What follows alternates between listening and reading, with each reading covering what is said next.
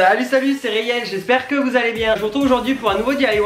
Non pas sur les vêtements cette fois-ci, mais sur les poils de tête. Le tout sans trop abîmer vos cheveux, voire même pas du tout si c'est bien fait.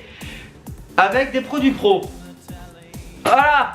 Avant toute chose, je tenais d'abord à préciser que tous les produits et marques qui vont apparaître dans cette vidéo ne sont pas du tout un partenariat quoi. Je ne suis pas payé pour parler de ces produits, voilà, donc vous m'avez compris, c'est pas du partenariat, c'est pas de la collaboration, c'est rien du tout.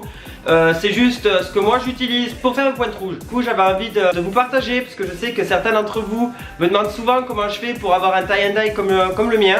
Donc je vous ai filmé tout ça. Donc sur ce, j'espère que ça vous plaira. Venez avec moi, on se retrouve dans ma salle de bain.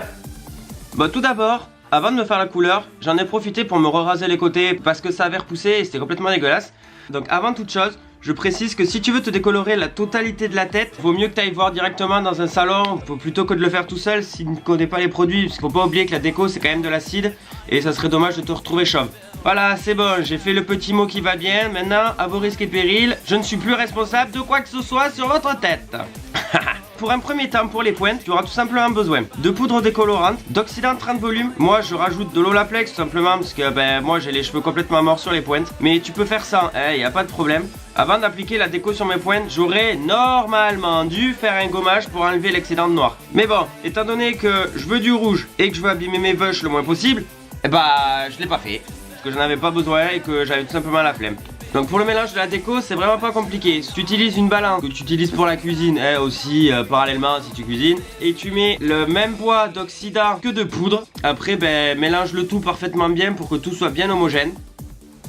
Ensuite, je me sépare les cheveux en deux, histoire d'avoir une belle raie bien dégueu comme on les aime, histoire d'avoir tous les cheveux au même niveau de chaque côté, que mon tie and dye soit bien régulier aussi également, je pense que c'est un peu ce qu'on veut. Et une fois bien brossé et bien démêlé, tu peux appliquer ta déco sur tes pointes en mettant suffisamment de produits bien sûr, parce que si t'en mets pas assez, ça prendra pas. Pour éviter de te décolorer ton t-shirt, soit t'en mets un vieux, soit tu peux envelopper tes cheveux dans le papier alu une fois l'application de la déco terminée. Une fois que tu as terminé tout ça, tu laisses poser 35 minutes. Je te rappelle aussi également que si tu veux faire du rouge, il est inutile de décolorer tes cheveux à blanc. Un orange jaune bien dégueulasse fera bien l'affaire et tes poils de tête t'en porteront beaucoup mieux. Une fois ton temps de pose terminé, tu peux ensuite rincer et faire ton shampoing. Si comme moi tu as besoin de te colorer le reste des cheveux, fais uniquement un shampoing sur les pointes pour enlever tout résidu de produit de décoloration. Comme tu referas ta coloration après, vaut mieux que tu gardes le reste de tes cheveux sales pour que ton cuir chevelu soit entièrement bien protégé. Une fois que tu as fini de rincer, faire ton shampoing, etc., il suffit tout simplement de bien sécher. Et ensuite, tu peux tout simplement passer au reste. Donc pour le reste, moi je fais du noir. J'utilise la marque Coifféo de chez Bleu Libellule. Et je mélange une dose de coloration pour une dose et demie d'oxydant. Uniquement aux 20 volumes cette fois-ci, voire aux 10 volumes, suivant chacun.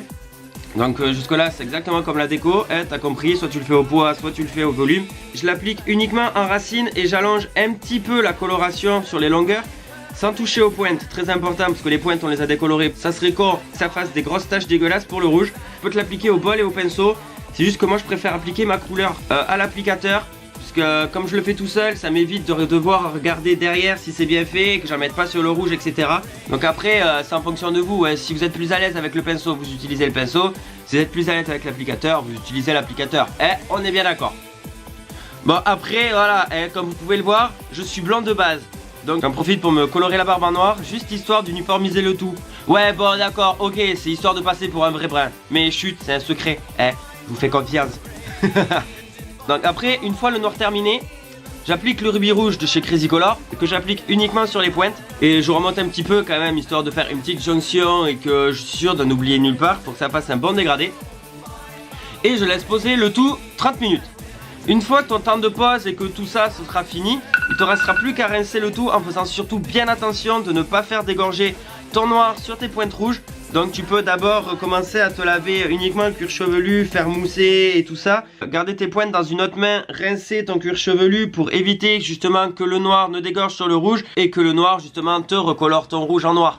Voilà, j'espère que tu m'as suivi. Et donc voilà, donc tu veux faire un shampoing, un soin, tu te les sèches pas. C'est toi que ça regarde, mais en tout cas, voilà, c'est terminé.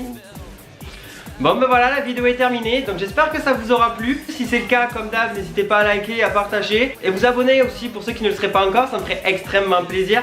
Et puis sur ce, je vous dis à la prochaine. Allez, ciao!